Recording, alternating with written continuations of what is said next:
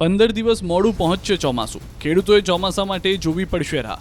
25 થી 30 જૂન આસપાસ ગુજરાત પહોંચી શકે ચોમાસું. ભલે મુંબઈ સુધી ચોમાસું પહોંચી ગયું હોય, પરંતુ ગુજરાતમાં ચોમાસાની એન્ટ્રી મોડી થઈ શકે છે. રાજ્યના ખેડૂતોએ ચોમાસા માટે થોડી રાહ જોવી પડી શકે છે. આ વખતે 15 દિવસ મોડું ગુજરાત પહોંચી શકે ચોમાસું. હવામાન નિષ્ણાંત ચિરાગ શાહે આગાહી કરી છે કે ગુજરાતમાં ચોમાસું મોડું આવી શકે. જે ચોમાસું 14 થી 15 જૂને વહેલું આવવાનું હતું, તેની જગ્યાએ 25 થી 30 જૂને ચોમાસું આવી શકે. જો કે આ વર્ષે વરસાદ સારો રહેશે. 100% ઉપર વરસાદ પડશે. હાલ 5 જૂન સુધી રાજ્યભરમાં પવનની ગતિ વધશે.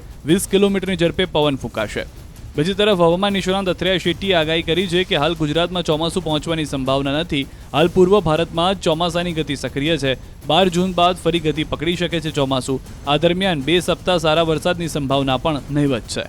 અત્યારે હાલની સ્થિતિ જોવા જઈએ કે જે નૈઋત્યનું ચોમાસું જે વહેલું આવ્યું હતું અને મહારાષ્ટ્ર સુધી બી વરસાદ આવી ગયો હતો, એટલે કેરળમાં, ગોવામાં અને મુંબઈ સુધી વરસાદ પડી ગયો, અને ત્યારબાદ આપણા ગુજરાતમાં એ વરસાદ આવ્યો નથી, પણ દક્ષિણ ગુજરાત અને સૌરાષ્ટ્રના કાંઠામાં ક્યાંક ક્યાંક વરસાદ આપણે છેલ્લા 6-7 દિવસમાં જોવા મળ્યો.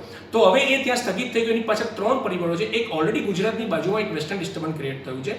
બીજું બંગાળની ખાડીમાં એક જે સિસ્ટમ જે ડીપ ડિપ્રેશન સક્રિય થયું છે, અને ત્રીજું જે છે એ ઓલરેડી આપણા કેરળની એક સિસ્ટમ મતલબ જ્યાં સક્રિય થઈ છે. આ ત્રણેયની વચ્ચે આપણા ગુજરાતના જે હવામાન પર અસર થઈ રહી છે, જેના લીધે હવે આવનારું ચોમાસું લગભગ આપણે જે 14 અને 15 જૂનની આપણે જે આગાહી કરી હતી, એની સામે હવે આવનારું ચોમાસું છે એ લગભગ આપણને 25 થી 30 જૂનની વચ્ચે જોવા મળશે. એની પાછળનું મુખ્ય કારણ એક જ છે કે અત્યારે જેવી આ 2-3 સિસ્ટમો સક્રિય હતી, જેના કારણે જે ભેજના વાદળો છે, ભેજ ખેંચાઈ રહ્યો છે, અને બંગાળની ખાડીમાં જે સતત ડિપ્રેશનમાં જશે, જેના કારણે ગુજરાત તરફના પવનો અને જે ભેજ છે એ પણ ત્યાં આગળ ખેંચાશે, જેના કારણે ગુજરાત ઉપર થોડી ઘણી ચોમાસામાં અસર પડશે.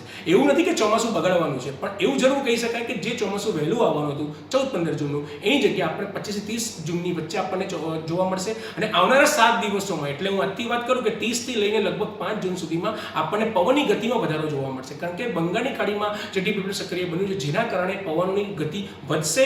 લગભગ 10 થી 20 કિલોમીટર પ્રતિ અવર, જે અત્યારે એના કરતાં વધારે આપણને ગતિ જોવા મળશે. પવનની જે દિશા છે, જે વધી રહી, મતલબ જે પશ્ચિમ તરફથી આવી રહી છે, જેના કારણે પવનની ગતિમાં આપણને વધારો જોવા મળશે. આ બધા પરિબળોના કારણે આ વખતનું લગભગનું જે આપણે ચોમાસાનું અનુમાન હતું કે જે 14-15 જૂને આવવાનું હતું, એની જગ્યાએ આ ચોમાસું 25 થી 30 જૂનની વચ્ચે આવશે. અને આ વર્ષે જરૂરથી વરસાદ સારો રહેવાનો છે. આવનારા 3 મહિનામાં આપણને 100% ઉપર વરસાદ જોવા મળશે. પણ હાલની આ ડીપ ડિપ્રેશન સ્થિતિના કારણે આપણને ચોમાસામાં થોડો વિલંબ થશે, અને ગુજરાતવાસીઓએ ચોમાસામાં થોડી રાહ જોઈ.